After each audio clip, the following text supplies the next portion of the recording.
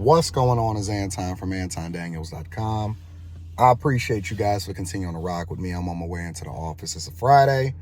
I think it's going to be a great weekend. It's been a phenomenal week. And I think that the weekend is going to be even better because we got some stuff lined up. I'm going to be live streaming on the Patreon and adding value into the people's lives. So if you're not a part of the Patreon, link is in the description as well as pinned to the top of the chat.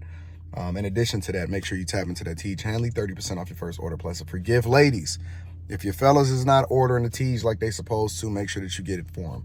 But neither here nor there. What I want to talk about is it's a new product that's hitting the shelves, and it's called Gay Water. You heard me correctly. It's called Gay Water. Now, on the outset, you like, doesn't really matter, whatever. I'm sure there's a lot of people that's like, why do you care? Because it's being pushed down our throats. Pause. It's an alcoholic beverage, and it popped up in the wake of Bud Light. Now, two things here, right? The first thing is this is called capitalism, but more importantly, it's called capitalism with an agenda, because they're saying it's specifically for gay people, right? What does that mean? That means that they feel so empowered that they can survive in a capitalistic way in which they have an audience that is going to support this thing. They feel so empowered that they're willing to create their own beverage, alcoholic beverage, because they believe that they're much stronger than these traditional companies that won't stand up to them. So when this whole Dylan Mulvaney situation popped off with Bud Light, considerable backlash.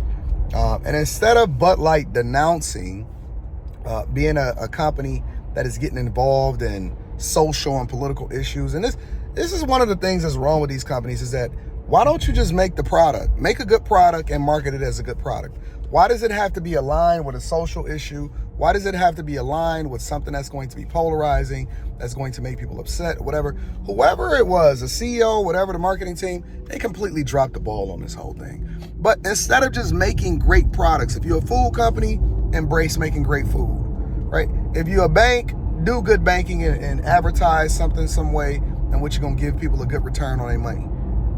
If you are a car wash some cars. If you're a beverage company, sell drinks. You know what I'm saying? But the point is that these people starting to get political. It's the same thing that happened with Disney and ESPN. You know, a lot of people went there for sports because sports is the thing that's supposed to bring us together, no matter who you are, no matter where you are.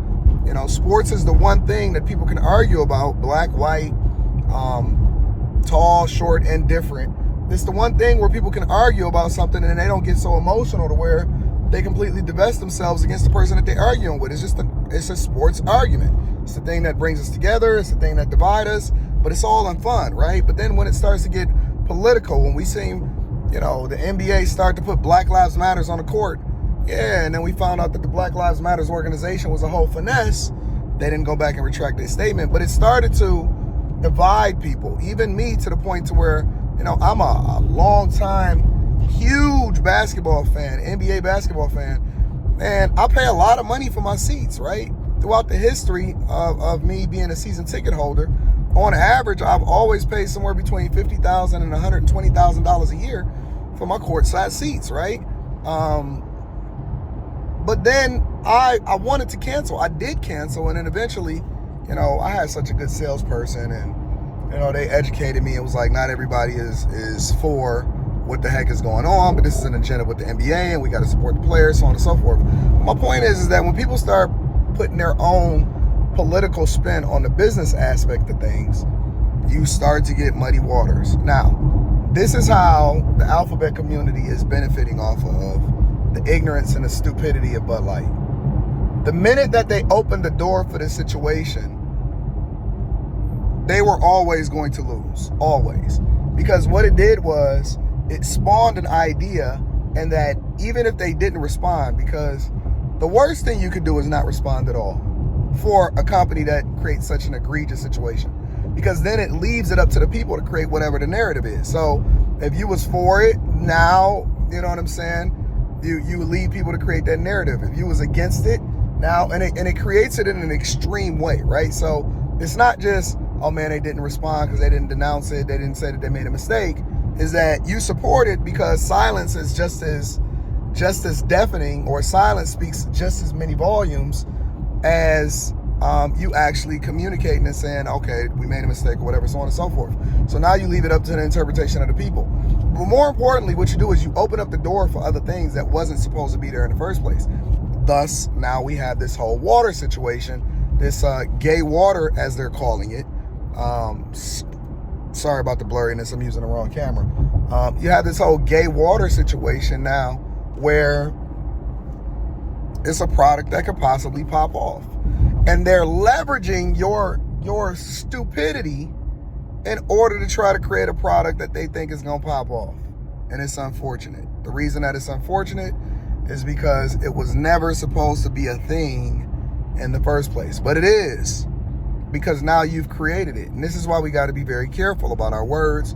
We have to be very careful about the power that we hold, because often at times you can create something out of nothing that wasn't supposed to exist in the first place, right? Somebody, for example, as a content creator, can, go in so hard on somebody that was dumb, that wasn't supposed to be relevant in the first place. Next thing you know, they feel empowered and you've created a super troll, right? Or something like that, right?